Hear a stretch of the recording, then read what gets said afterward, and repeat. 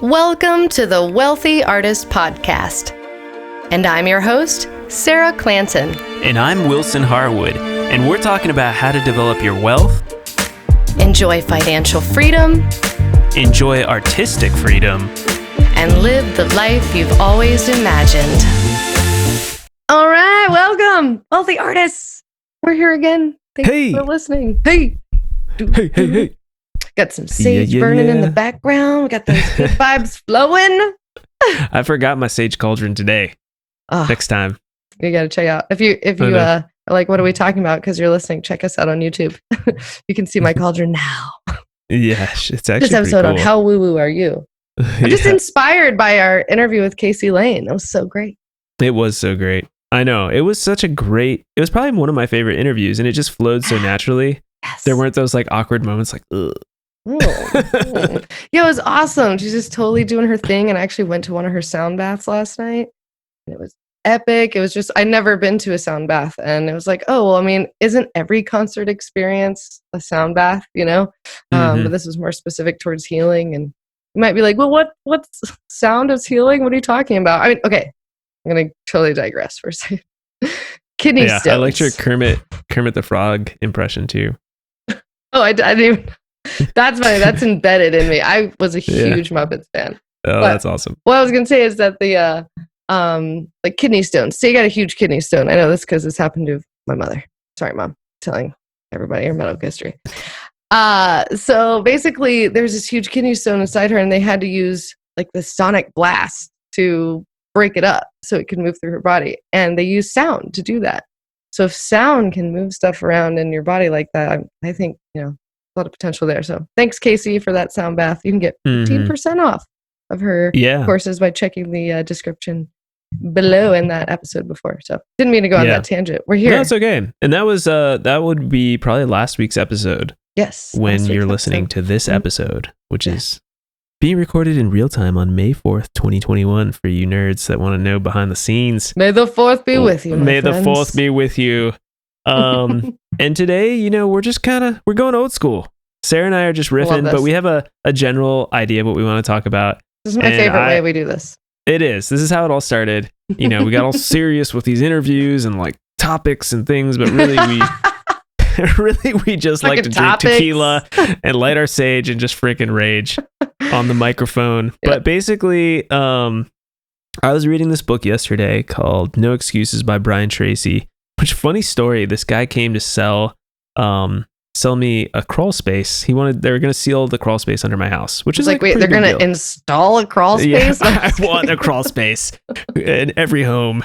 And this guy was a great salesman, super likable guy. And at the end, we just totally nerded out like you and I do about like self-betterment and books. And he was like, dude, like I read all these books. Like if you ever want to talk about it, I was like, this is so awesome that I just like made friends with Did you tell him about the podcast? I think I might have probably. Yes. Hey, if you're listening. Yeah. He was cool. And anyways, so he told me about this book called No Excuses by Brian Tracy. And this is like, you know what's interesting is there's a whole like section of books within the business world and self-help world that's for sales specifically, you know? Right. And I've read some of those we've talked about some of those to get our brain out of just the art. Yeah, you know, the artist, and I don't think, you know, a lot of times we're not thinking about sales, but this book in particular is about having no excuses. And one thing in particular we want to talk about today is the sentiment that he said that you should reinvest 3% of your total annual income back into yourself, into learning, into your career. And he has this great idea. It's like all these books are kind of hardcore, but it's like, you know, you should be in the top 20% of your field because the top 20% makes 80% of the total income in the field. So I was thinking about that in terms of being a producer, in terms of being an artist. And I'm like, wow, isn't that so interesting? Can you imagine being in the top 20% of artists in your field? What does that even, what does that mean? I don't know. For artists, I think it's more as like, does that mean I'm Beyonce? Or does that mean I have to be like Depends on what you've defined your idea of top success. 1%. Yeah, exactly. Yeah.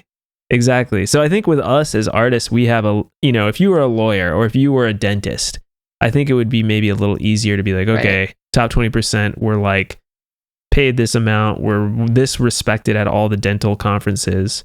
I think with being an artist and a creative person, maybe it's a little bit more nuanced, but it's still an interesting thing to strive for. Strive for being the top 20%. And he said to do that, if you reinvest 3% of your total income every year back into yourself, you're going to grow, you're going to gain more income each year. And so that amount that you're reinvesting yourself naturally will also grow. And Sarah's a freaking overachiever here. She's probably investing like 10 to 20%. Oh, and it's interesting. I am too, on how you look at it I'm just thinking of this. Like, okay, so we're business owners. So like we are like, if we're an entrepreneur, artistpreneur, I think I made that word up recently with somebody. I like that. It's better. Artistpreneur. We make money, and the money we make, we're investing back in our business. So what do you mean exactly? Let's specify, because we're already putting so much different. So what do you mean by like? I mean specifically buying audiobooks, reading books, going to conferences. But you can write the stuff off, by the way. Yeah, exactly. Paying for courses, hiring coaches, continuing education, anything and everything that falls under continuing education. Yeah. Short of maybe going back to college, which, is going to be way more than 3%. Which if you want to do, cool. You can do that too. Can't imagine. But I couldn't either. So that's kind of what we're talking about. And you guys have maybe noticed this thread, right? In the last several episodes, we've talked about we've both done coaching. Sarah's doing coaching currently, and it's freaking making her superwoman. I'd just love to talk about that for a second, because it's something that like I've really shifted my way of thinking about, like this self investment, how much I've been spending on this. I used to think that, okay, the team I need to build is like a manager, this, and this, which like that could totally still be true. I do need help, but I think my team for my style is different. And I am so like hands-on. I love to know how things work. I feel like I have this left and right brain combination. That like, I don't know, I feel like I need someone to help me keep all the ideas in order and coach me. And so I think realizing that, which it took me a while to get to, and not really realizing that's what I needed, or that there were coaches for exactly for me, and it took a while. When you ask the universe, woo are you? When you ask the universe, for what you really need, getting real with yourself, like, all right, this would resonate, this would help with me, or like, show me who I need to know, like, show me my teacher. That's that's how I met my business coach, was at something that you hosted at your house, Lindsay Kirkendall. At my house, it all worked was our first interview here. And so, I invested, and holy shit, I wasn't in a place when I first started working with her that I was like, how the hell am I going to afford this? Like, like something in my gut was like, I love this woman. This like specifically is talking about exactly what I'm looking for at the time. And which was, my career had kind of been ripped out from under me, and this kind of traditional music industry model wasn't working for me. And I wanted to rebuild so that no matter what I do, again, no matter what kind of contract I sign or help I hire, I know exactly where all my pieces are of my business. And so, I really took a leap of faith and started spending $1,000 a month on a business coach. And people were like, well, does it make you a lot of money? And ultimately, it's still up to you. No matter what your team is, like, you have to implement and integrate and act upon those things. And I think there's a lot of healing in action.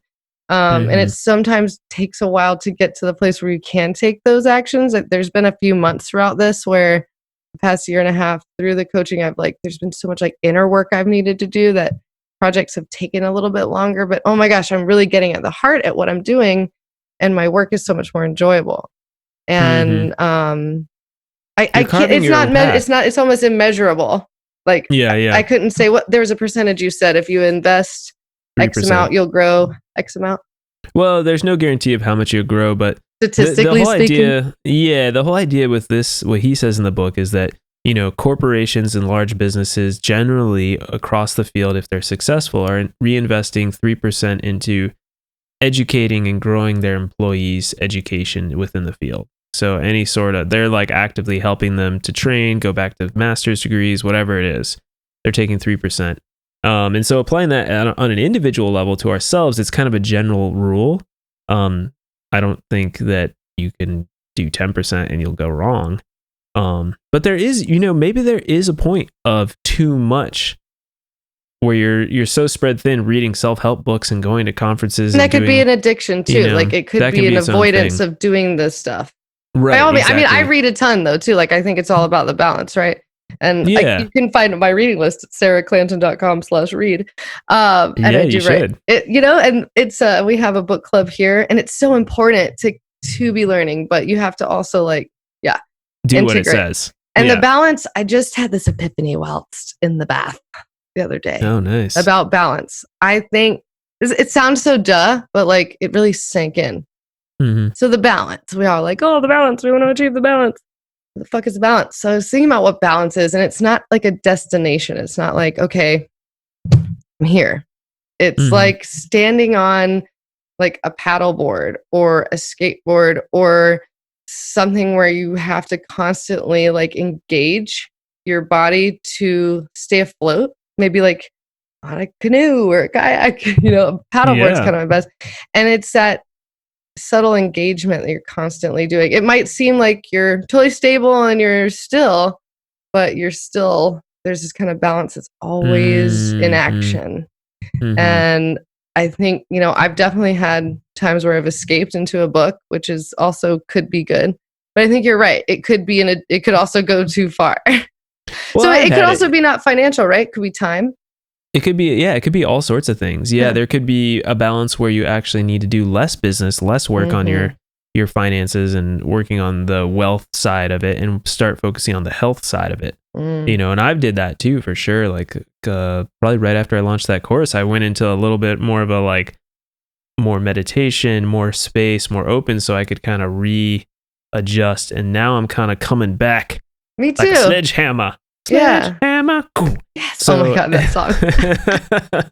So like, I wish we could just throw it in the podcast. Yeah, we probably Copyrights be gone. We'll do a cover. But yeah, so I just think that reinvesting in your career, I think many of you wealthy artists listening are doing that, but maybe using this rule could be an epiphany for you. Like, at least I can measure it. I think there's what we measure grows. And I think that having some sort of like rule, like 3% of whatever I make each month gives you a goal. I was thinking about this myself. I'm like, I have so many bank accounts. My brother and I and his girlfriend were at Christmas time. We were joking. They're like, I was telling them about how I have so many bank accounts, but it's like how I organize like all these checking accounts that organize my different businesses and funds. Smart. And I'm like, you could just open a checking account for reinvesting in yourself. And you take your previous year's income and you divide it or multiply it by 0.03, get that 3%. And whatever that number is, let's say it's like $1,200, take $1,200 or slowly put in $100 a month or whatever into that account. And then you always know if you can afford books, courses, whatever. And when you've spent all that money. Kind of like having an HSA, but for your mental, continuing education. Yeah, exactly. And you can look at, I think sometimes that can be like, oh no, overwhelming, especially if that's really triggering for some. Like, I have a lot of Mind Over Money is a book we talk about a lot with conquering a lot of financial fears. But making it like titling, like to me, what you just said sounded like a savings account, but you just titled it something differently. And it's so different. So it becomes like maybe more fun. Like, ooh, I can't wait to put that in that account. Like, I love it. To Bali, I love it. Exactly. Put it in there. And then it makes it more fun. And you can set that stuff up to be automatic, That's just a personal goal. Yeah. But yeah, I think that's, making it fun and kind of trying to shift your head around. Like, I get to save towards this, or I get to invest in myself. Exactly. And seeing it separated, it's one thing to be in your mind like, I have $1,200. But for me personally, I'm very type A. Some of you on the podcast are like, we know, Wilson. But it's like you have like 7 checking accounts. Who has that? It's like, and I've got my savings accounts in like an online saving account trying to get the highest interest rate. It's like ridiculous. It's over the top. I'm not saying you should be like me. But you're having fun doing it, sounds like too. I like it. It makes me feel, I sleep better at night. Yeah. And I think like that's the most important thing. So whatever you do to try to find a way to reinvest in yourself and create some sort of structure around it, I think that's really what's the heart of this. It's like, start to like create structure around reinvesting in yourself. Don't let it be this wishy-washy habit. Make it be like a foundational pillar of your life. I would could say start career, with but I'm like, it's more meditating like your life. in the morning for 10 minutes with a free YouTube video. Yeah, It could totally. start there. Like, you don't have to go out and buy that expensive course. No, not at all. Like, you could start small with like a book, like all the books we suggest here, you know? Yeah, and honestly, that Libby app, which I rep hard, Yeah. I was thinking about used copies. Used copies, and I mean, I've read probably 20, 30 books in the last year off Libby that are free, 100% free with my library card. That's so cool. So, I mean, libraries, let's not forget about those. Those are powerful. I love libraries. Powerful, resources for us. Somewhere, wherever I get my used books from, a lot of them are from libraries from long ago. Oh, nice. Yeah. Cool. I should look up all the, like, some of them are still in, like, the plastic. The hardcovers were in. Kind of nostalgic. Yeah, used bookstores are great. What's the one that's like in Nashville here that's huge? I can't remember the name of it. My friend just asked me to come and I can't remember. They have like all sorts of old CDs and books. Nice. It's awesome. Compact but one of my favorite books I got that was a self-help book. I was like going through and I'm like, oh, there it is. Like awesome. And I got it was like $2. It was the E-Myth Revisited. Oh, right. Yeah, I got that at the used bookstore. Nice. So you never know. It's kind of fun. Right. And even if you're having trouble with this idea of like, oh my God, Sarah Wilson, like I don't have time to invest in myself. Like I think maybe stop right there and visit. Like, why do I think that? And keep asking yourself why. There's a root there that might have to do with self-worth. And sometimes we need to remember, like, I mean, I definitely have to remind myself all the time that I'm worth and like investing in. You know, I'm worth, keeping the roof from leaking. You know, like if you treat your like self, your business, like, okay, imagine you're a house. You're not just gonna like let your house fall down. Yeah. So and like, wouldn't you say? I think both. I think it's a good metaphor. And wouldn't you say like one of the greatest benefits of regularly reading these types of books as an entrepreneur and artist, like like take for example my partner, like she works as a teacher for third grade. She kind of looks at me reading all these self-help books or business books, whatever you want to call them. It's kind of like, dude, you need to like chill out on those. Like, it's like for her, she's like, she's not driven to do it. But for me, it's like an essential part of my inspiration. Yeah, they probably are. They're like, he reads his own types of books. He just started reading again because I read a lot. Yeah. But yeah, I'm definitely more, it's for my mental health. Like, it's cheaper than, like by all means, I think therapy is awesome. If you need therapy, I think everybody can benefit from therapy. But when I was like really strapped, like knowing where to go with certain books in that direction before I could like seek help, that before I realized like what betterhelp.com is and things like that. All these different resources that are out there, that can be like a real saver, Yeah, totally. And like your mindset shifts, like the biggest change I've noticed in my life. So like in 2018, I actually reinvested in my own life by taking a course called the 6-Figure Home Studio course. And that course changed my life, like full on. Like without that course, I don't think I would be at all. I don't think I'd have this studio. I don't think I'd be where I am at all. So, and that course was like $600. And it like changed my life. A drop in the bucket, I've made, tens of thousands of dollars from the things they've taught me on how to build a home studio. But more importantly than any of that, they got me interested in reading business books. And at first, I remember the first day they started, I was listening to their podcast called the 6-Figure Home Studio, which is a great podcast. It's not running anymore, I don't think, but it's still great for anybody who wants to learn about entrepreneurship. And, I remember they constantly did what we do. They were like, oh, what book have you read? Oh, did you read this book? And that's where I got like half of these books that I started reading. This is kind of the birth of this podcast that's too. So cool. Was like from totally. Their podcast.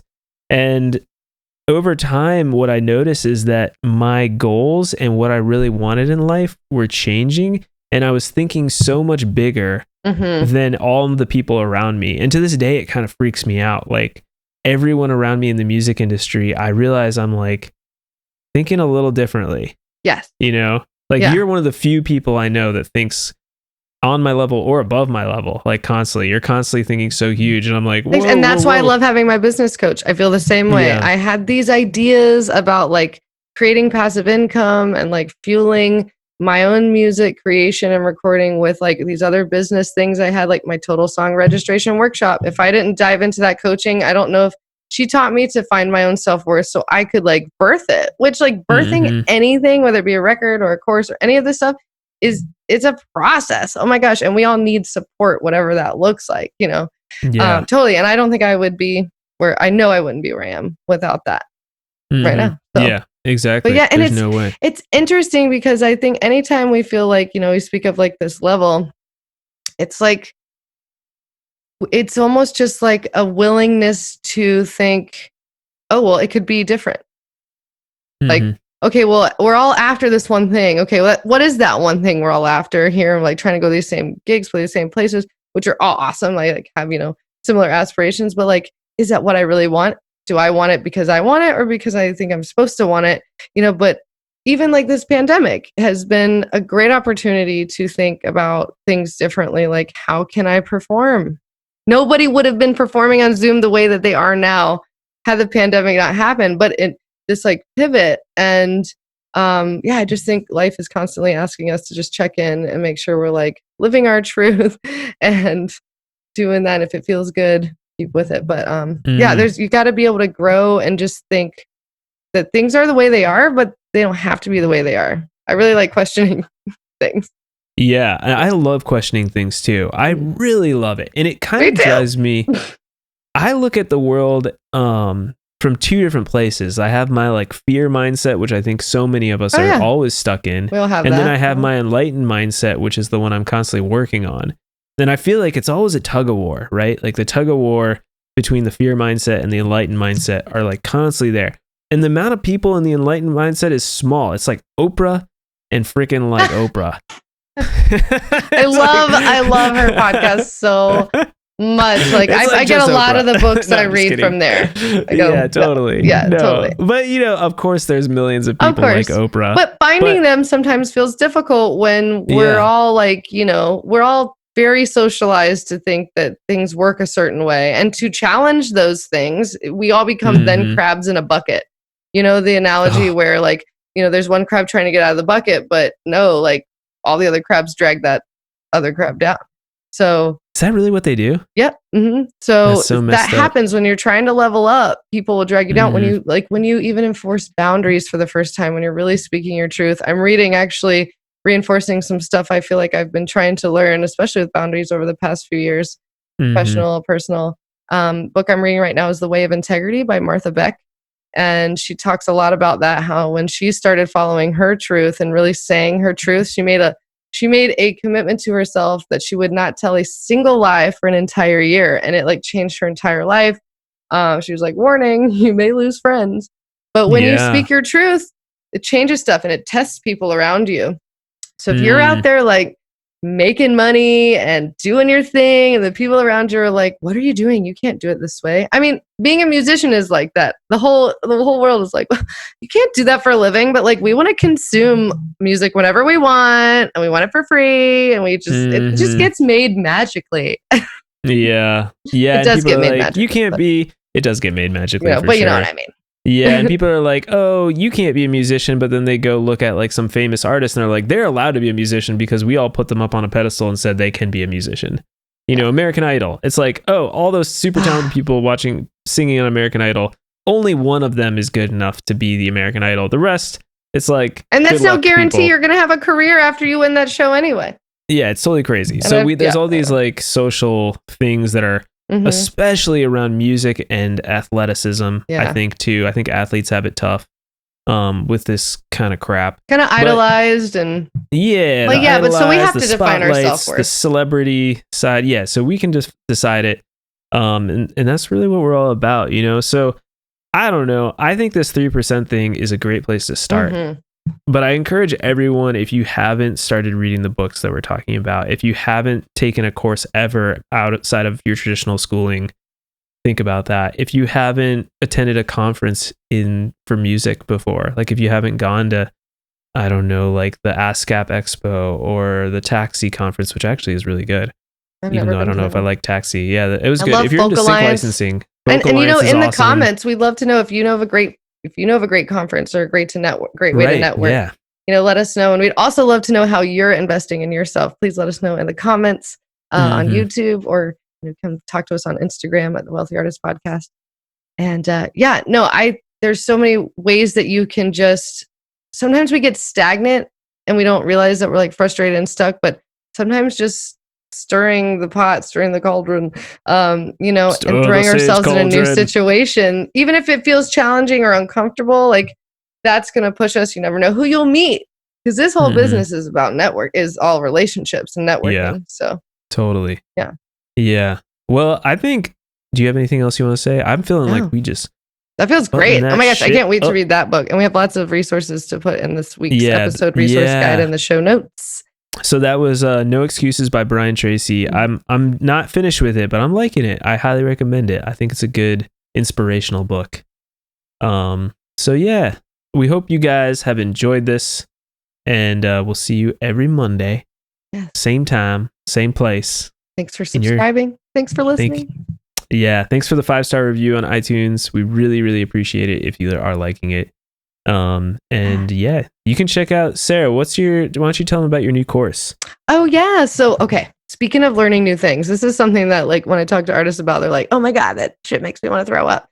And really, if you told me a few years ago that I'd be really into talking about collecting song royalties and setting up passive income streams and helping artists find the hidden cash in their music business, I'd be like, you're fucking crazy. But so I found thousands of dollars in royalties when I went to recover my business, and like I had found that nothing had been registered or collected. And so I recovered like 2 years worth of stuff. And it really empowered me to, like, also do this podcast. But artists are not told that it's as simple as 1, 2, 3, 4. And there's just really 4 steps you need to complete to set up passive income streams, to claim royalties that are out there. And if you don't claim them in 2 years, they're gone. And so my new workshop is at sarahclanton.com/TSRW. And for wealthy artists listening, use the code TSRW111 to get $111 off the course. That's your special discount.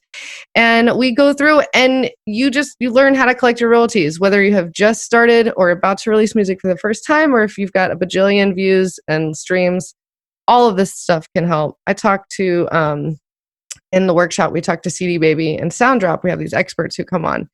And we talked so much about a lot of things, but they were like, there's nothing like this course. And I asked how many artists are registered, and he said about like 700,000 artists, but like most of them are not registered properly. So that means like all this money is just like out there floating around. So, I'm just like, come on guys, let's do this. Let's take the power back. So that's what my course is all about. And when you sign up, you get a free guidebook.